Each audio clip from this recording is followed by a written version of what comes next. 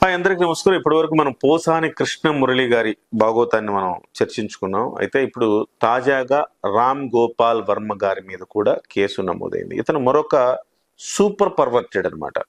ఈ మెంటల్ కృష్ణ లాగానే mental Krishna perverted fellow అయితే ఇతను సూపర్ పర్వర్టెడ్ అన్నమాట. అంతకు మించి ఇతని సమాజంలో సభ్యత సంస్కారం ఉండకూడదనుకుని ప్రచారం చేసే వ్యక్తి ఇతను.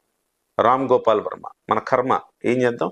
సో అతని మీద తాజాగా తుళ్ళూరు పోలీస్ స్టేషన్లో రాజధాని వేదిక కేసు నమోదైంది. నూతలపాటి రామారావు ఆయన కేసు నమోదు చేశారు. ఆయన ఫిర్యాదు ఇచ్చారు. ఏమని ఇచ్చారో ఒకసారి చూద్దాం.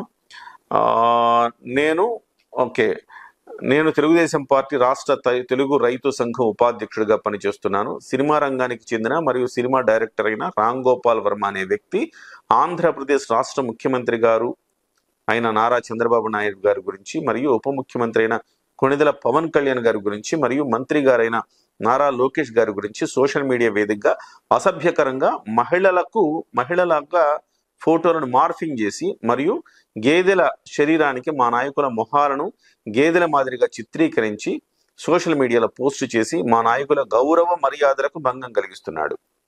సో కొంతకాలం క్రితము గత అరాచక ప్రభుత్వం ఉన్న సిచ్యువేషన్లో ముగ్గురు ఆడవాళ్ళు నిలబడున్న ఫోటో వేసి దానికి ఆ ముఖాలకు చంద్రబాబు నాయుడు, పవన్ కళ్యాణ్ గారు, లోకేష్ గారి యొక్క ముఖాలను తగిలించి మార్ఫింగ్ చేసి ఒక బ్యాడ్ కామెంట్స్ రామ్ గోపాల్ వర్మ పెట్టడం జరిగింది. అలాగే గేదెల ముఖాలకు కూడా వేసి పెట్టారు. దాని మీదట కేసు నమోదని చెప్పారు.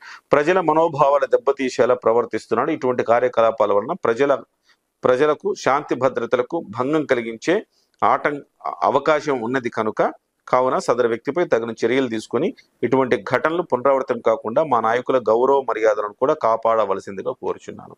వాస్తవానికి ఇలాంటివన్నీ జరిగిన తర్వాత ఎవడికో జగన్మోహన్ రెడ్డి గారు చెప్పినట్టుగా ఎవడికో మనోభావాలు దెబ్బతింటాయి, ఎవడికో కోపం వస్తుంది, ఎవడో ఏదో చేద్దాం అనుకుంటాడు. రామ్ గోపాల్ వర్మని ఏదైనా చేస్తే బాధ్యులు ఎవరు? సో మళ్ళీ శాంతి భద్రతలు దెబ్బతిన్నాయి అంటారు. సో అలాంటి వాటిని ముందే అడ్డుకుంటే మంచిది కదా అన్న ఉద్దేశంతో ఇలాగా రామ్ గోపాల్ వర్మ మీద కూడా కేసు నమోదు చేయడం జరిగింది. ఒక జాతర అయితే మొదలైందని చెప్పుకోవాలి. రాష్ట్రంలో ఇంతకు ముందుగా పేటరైపోయిన మనం చాలా రోజుల నుంచి రాజకీయాలను చూస్తా ఉన్నాం. దాదాపుగా నేను జర్నలిజంలోకి వచ్చి 23 సంవత్సరాలు దాటింది. 23 సంవత్సరాల్లో నేను చూస్తా ఉన్నా. వైసీపీ పార్టీ ఏర్పడిన తర్వాత, వైఎస్ఆర్ కాంగ్రెస్ పార్టీ ఏర్పడిన తర్వాత వాళ్ళు చేస్తున్న ఆగడాలు, వాళ్ళు చేస్తున్న బూతు వ్యవహారాల తర్వాతనే రాజకీయాల్లో మార్పు వచ్చేసింది ఒక రకంగా. సో వాడు అమ్మ అంటే అవతలోడు నీ అమ్మ అనే పరిస్థితి వచ్చేసింది వాళ్ళ. ఎందుకంటే వాడు అసలు అమ్మ అనేది వాడు అన్నాడు ఫస్ట్. సో ఆ రకంగా మనకి ఊళ్ళలో కొట్టుకుంటారు కదా, ఆ రకంగా రాజకీయాలు భ్రష్టు పట్టడానికి వైఎస్ఆర్సీపీ ఆజ్యం పోసిందని చెప్పాలి. ఒకటైతే విజ్ఞప్తి చేసుకోవాలి ఈ రాష్ట్రంలో పార్టీలకు, ఓకే అయింది, కానీ మన డిగ్నిటీ హార్మనీ దెబ్బతినేలాగా ఎవరు ప్రవర్తించకూడదు.